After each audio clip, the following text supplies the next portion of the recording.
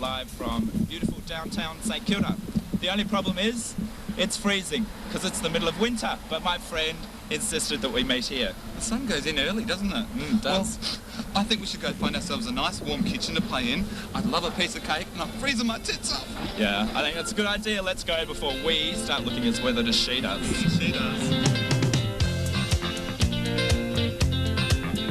So here we are at Cafe Vibe in StKilda, and this is Eden. He's the proprietor of this establishment, and it's a really great place. Eden, thanks for letting us come here.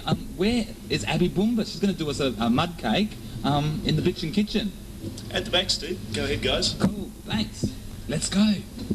Dean, for God's sake, come on, man, what are you doing? We've got a restaurant full of people. Look at these dishes. Abbey Boomba. Steve, no, hey, darling. Hi, Abs. Oh, lovely to see you. Well, here we are. We found ourselves a Bitchin'Kitchen, and we've got Abbey Boomba here to show us how to make a mud cake. You're going to show us what to do? I certainly am. Got it all set up, ready to go. But first, present for you boys. Here we go. Oh, you knew we were coming. It's our phallic object of the week. I'm off to the cupboard. Okay, so I've got my bowl. What do? I want a mud cake. How do I make it? Well, the first thing you do is you grab 750 grams of chocolate. 750 grams of chocolate. And you stick it in the bowl. This 49 grams of chocolate. Oh, this makes quite a big cake, doesn't it? It does. It makes a huge cake for big dinner parties, like 16, 12 even, if you're really hungry. This is 300 grams of butter. 300 grams of butter. 90 mils of Kahlua, and you can use something else for this, can't you? You can use anything you like really, Frangelico or Tia Maria, something like that. All of them work really well. 120 grams, here we go. 120 mils? Of water. And we'll go on to the next bit. We've got to heat this up now, don't we? Yeah, we've got to melt it down. Okay, off we go. Okay, now all we do is stick it over a double boiler, because being chocolate, it will burn if you put it straight into a saucepan. Or if you want to do it in the microwave, you can also do that in a plastic container, obviously. It's a bit hard in a microwave though, isn't it? Doesn't it go all gangly and... You've got to do it slowly, really slowly, like a minute at a time, and give it a stir every time, and yeah, it works. Our chocolate's nearly ready. Abby, what's next? Well, what's next is we're going to put Steve to work here, just so he doesn't forget how to cook, and we're going to be popping how to cook. 15 egg yolks into this 15 bowl. egg yolks. Yeah. Oh, that's rich. It that certainly poor is. chook had to lay all those eggs. Poor Took it old quite chook. a while. Okay, so What do you want me to do, whisk it?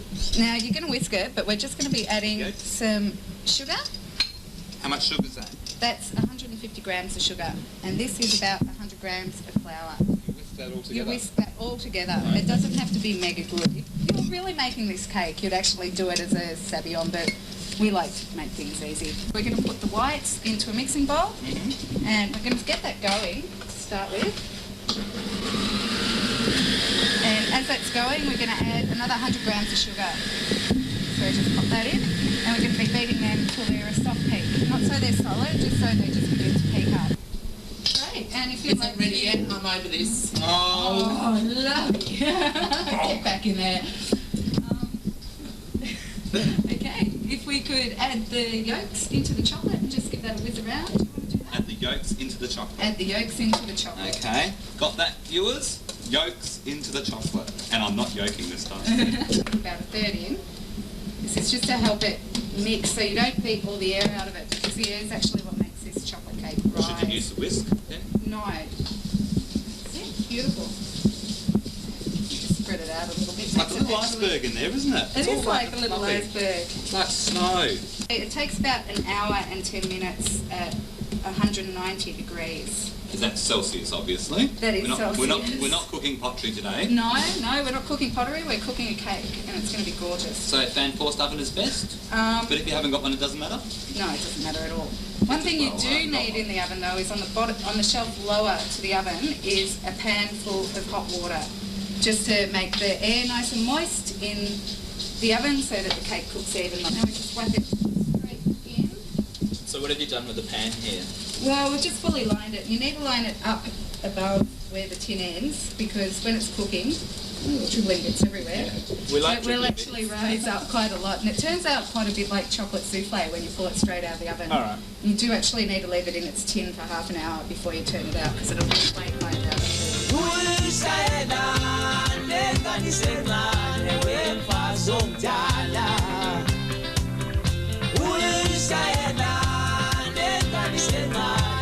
So now what are we going to do? We're going to make some sauce to go with it? We are going to make some sauce to go with it, because we're not going to have time tonight to decorate it all out. So this is a really nice way to serve it warm from the oven for your dinner party. Now, here we have about 1.5 cups of chocolate, and what you Maybe need... 2 cups. Maybe 2, and in fact you can never have too much chocolate sauce, I think. This is just cream, plain, ordinary, run-of-the-mill cream, and you want the same amount of cream as you have chocolate. So we're just going to pour that in over there. That's a bit much. Please, sir, may I have some more? Okay, now the other, you can do this again over a double boiler, like we melted the chocolate, or we're going to just shove it in the microwave, because that's going to be the easiest way. Okay, Abby. We like Is that easy. just black and gold chocolate buds, or what sort of chocolate are you You need to using? use the best sort of chocolate that you can get, but just normal, black, you're not allowed to really use brands, but in the chocolate section of the supermarket, if you get the dark chocolate, or the milk chocolate, or even the white chocolate, you can make this cake with white chocolate as well, which is a bit lighter, really nice to serve with fresh fruit and things over summer. Lovely. How long do I put it in the microwave for? About 1.5 minutes. Is it coming? I want it now. Oh! Oh. Well, we're working on it, honey. Come on. Okay, well this is the chocolate sauce nearly ready. That was another 1.5 minutes, and as you can see, it's got very hot. You just need to slide that around pretty much and mix them in, and that's your chocolate sauce Oh, yum. all ready to go. Now, the other thing is, to ice this cake, this is a really nice icing, but of course you don't make it quite so wet, so you just add a little less cream, probably about half as much cream as chocolate, and see how you go from there. How's that cake going? Well, it's cooking away, but guess what? There's one we prepared earlier. Hey! We always prepare one earlier. Well, not always, but this time we did. Well, we did. Unfortunately, when I was cooking this one, half of it decided to leak out all over the stove, so it's a little smaller, but basically what you can get the idea. When the cake cooks, it's up like this, and it will all crack on the top, but you don't worry about that, because the top of this cake is actually the bottom. So when it That's comes a out of- wonderful surprise. When it comes out of the oven, it'll be up to here and all like wobbly. 'cause Well, I've it'll seen you be do one of about these. halfway up the paper and all wobbly, and yeah, after sitting for about an hour, it will sink down by about So don't even attempt to take it out before an hour. No, don't attempt to take it out, otherwise you'll just end up with a big hollow in the middle, and it won't look All right. anywhere near as nice. So it's cooled. What do we do now? What we do now is we take it out of this tin. Springform tins are the best for this cake. See, yeah. And I can see you too. And just pull the paper off, which is relatively easy to do as long as you've greased it beforehand. Okay. If you pop the plate over the top, turn it over. Easy peasy. Easy peasy. Just pull that off. Oh, it went all sinky in the middle. It did, because this plate's not very flat, unfortunately. That's all right. But that's so, okay. like, if you did ice that, all that would like make go It'll flat. go flat, yeah, and then And when you down cut the it, you get sides. this big wedge of chocolate in the middle. But you really need a flatter plate than this to sit it on, so that the whole surface is flat, and then it'll stay even on the top. Maybe just a tiny slight hollow, but that's all. Now the wondrous thing about this cake is if you leave it for a few days, it actually gets fudgier as it gets on. It starts off really light and fluffy, and yeah, then turns into really fudgy mud cake, and it's beautiful. Especially with a glass of red, I think. So, well, we've got some customers that are aching to eat this stuff, and I know I am. So, serve it up. No worries, I can do that.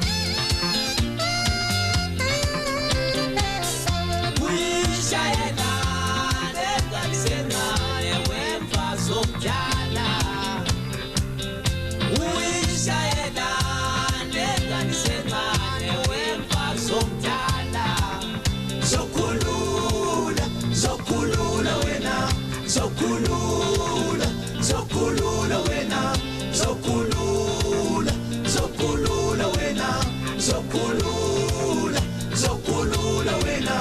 zokulula, zokulula wena, zokulula, zokulula wena.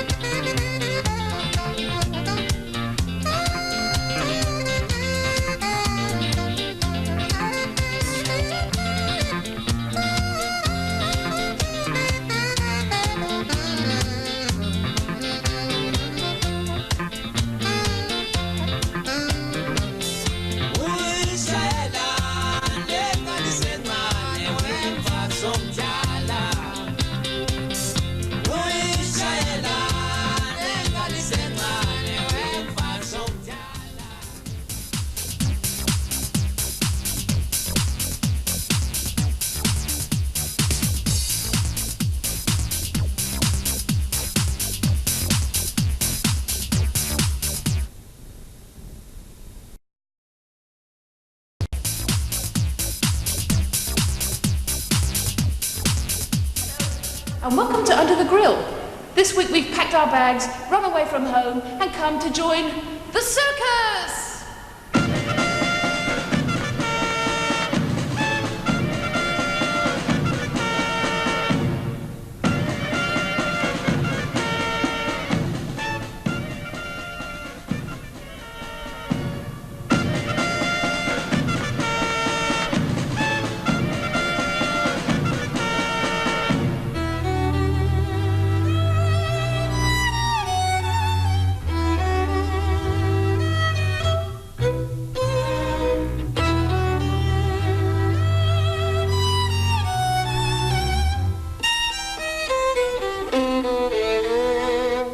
Nobody seems prepared to discuss the fate of the chimpanzees and the poodles, but I did find a very friendly contortionist dressed in a leopard skin coat and crocodile shoes who said she really did miss the good old days. The big top had to be burned for firewood, leaving poor old circus homeless and in need of a benefactor. In response, the magnanimous city of Melbourne has flung wide its doors to accommodate them. Let's see if we can get inside.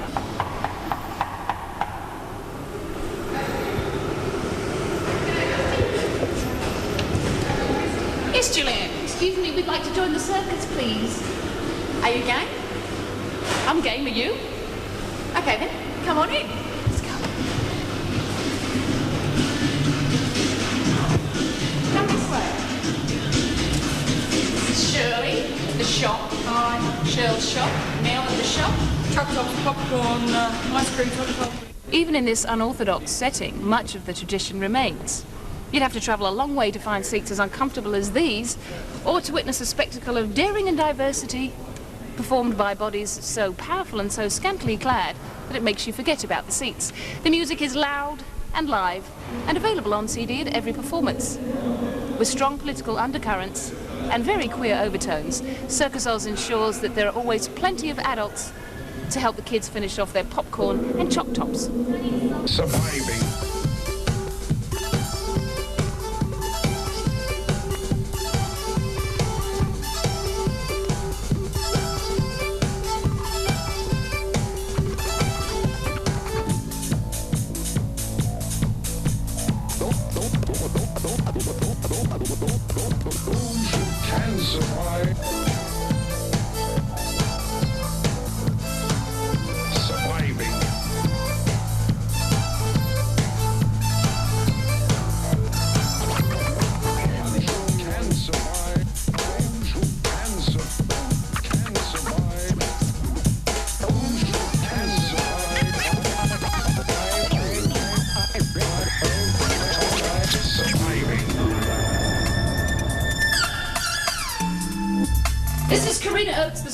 The show. Star.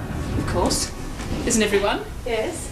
I want you to fulfil a childhood fantasy of mine, Karina. I've been reading Enid Blyton since I was 5'10", and what I want to know is, where do you live when you're on tour? Well, we don't live in caravans. No. Sorry. Now, is being in the circus something you've always wanted to do? Is it one of those things you're going to run away and join? I haven't always wanted to be in the circus, but I've always wanted to be on stage, I guess. And I discovered circus as an art form when I was about 17. And then thought, oh, this is it. This is what I want. But it's a kind of limited limited lifespan, if you like. I mean, you can't be sort of jumping through your hoops when you're 64, can you? What are you going to do when you get old and stiff? I don't know. It's that same argument as you regret your tats when you're 80. I'll worry about that when I'm 80. I'll worry about not being able to perform when I'm 60. When I'm 60. Well, I thought perhaps that you got a contingency plan in place so that when you can't, you know, jump through the hoops and eat fire anymore, you can become the tattooed lady. That's right. Well, there's always a spot for someone at the circus.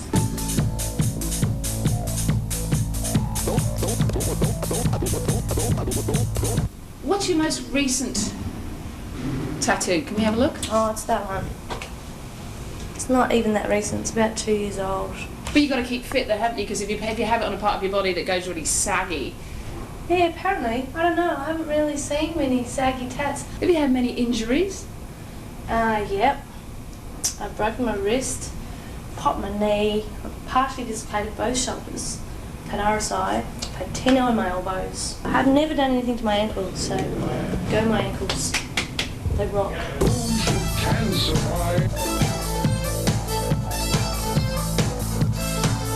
I'm staring at that haircut there. Was that a bizarre circus accident or is that a fashion statement? Actually, apparently on stage it looks quite weird. It does look weird. So I was surprised. It's good. But it doesn't take much to shock me because I'm English. It looks like there's about 30 of you on stage when you're charging backwards and forwards doing all these different acts, but in fact there are only, how many of you are there? 8 of us. Uh-huh. And 3 musicians. Do you ever, because you run off and you come charging on a new costume doing a different act, do you ever rush off, come on in the wrong costume, in the wrong act? No. See this list here? It's your Bible. That's my Bible. But generally it all starts to sink into your skull.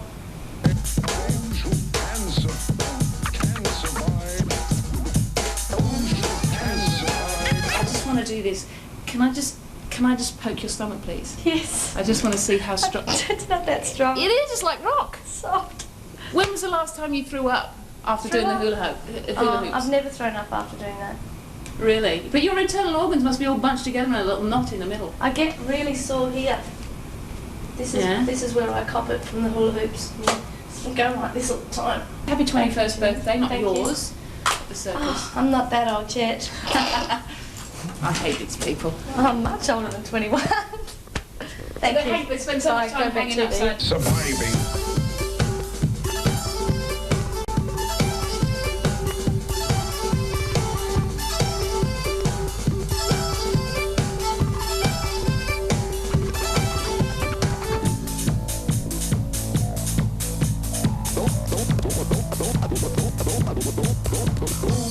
Can survive.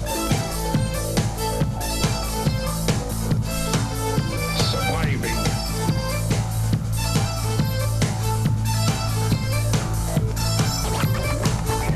Can survive. Can survive. Can survive. Can survive.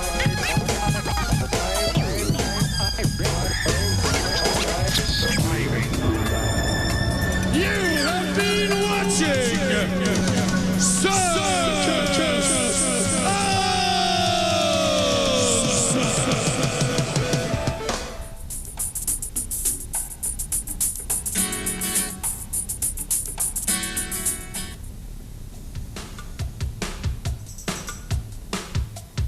Good evening and welcome to the Big Land Dance in Ballarat. As you can see, we're at the beautiful Granary Lane Theatre and Gallery. This is where the Big Land Dance will be held. Here we have the DJ set up. Oh look, Dial a Disco. Sitting in a back room, waiting for the big boom. I'm in a bedroom, waiting for my baby. She's so mean. And you'll be fine. Oh, it's so much better now. They're on board. They're on board. So whereabouts in Melbourne are you from? I'm from Montana. Montana? And how did you hear about this venue? Through my adopted gay son, Jeffrey, because he lives in Ballarat. I'm his adopted gay mother. Oh, we better not get onto that subject. Oh, it's a long story. We'll be here all night. She's so mean, I don't care. I love her eyes and her wild, wild hair. Dance to the beat that we like. What was it like last Last time was a wonderful evening. We had a very late night. We took these lesbians home from Castlemaine and they did some horrible things in the main street of Ballarat on the way home, but we had a wonderful time. Oh, darling, it's off. Let me see if I know the next one.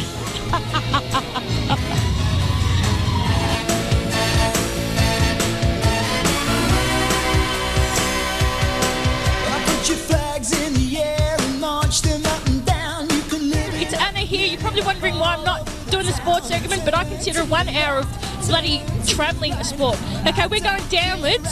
We're going to try and find some action here. There's this is supposed. Oh my God! I see a bra on the floor. I think I'm caught narrowly here. Hang on.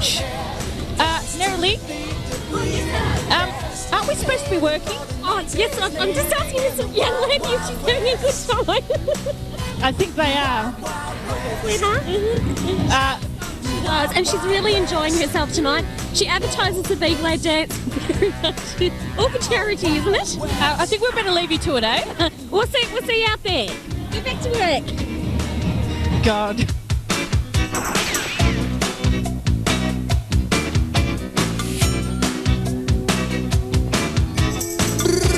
Come la musica disco, some people they keep waiting for. This one's called the Outlaw. Wow, say about me, ride the rhythm like no riding a bike. Channel me, murder me, chatter when me chatter. Basically have a lot of fun, and because I've been associated with drag shows for quite a number of years, and then when I moved to Ballarat there were a couple of kids here that were interested in forming a group, so we decided we'd give it a try. Our debut was at the old Castlemaine jail a couple of months ago, and it went over quite well, everyone enjoyed, and then Be Glad's annual dance was coming up tonight, so we volunteered our services for the night.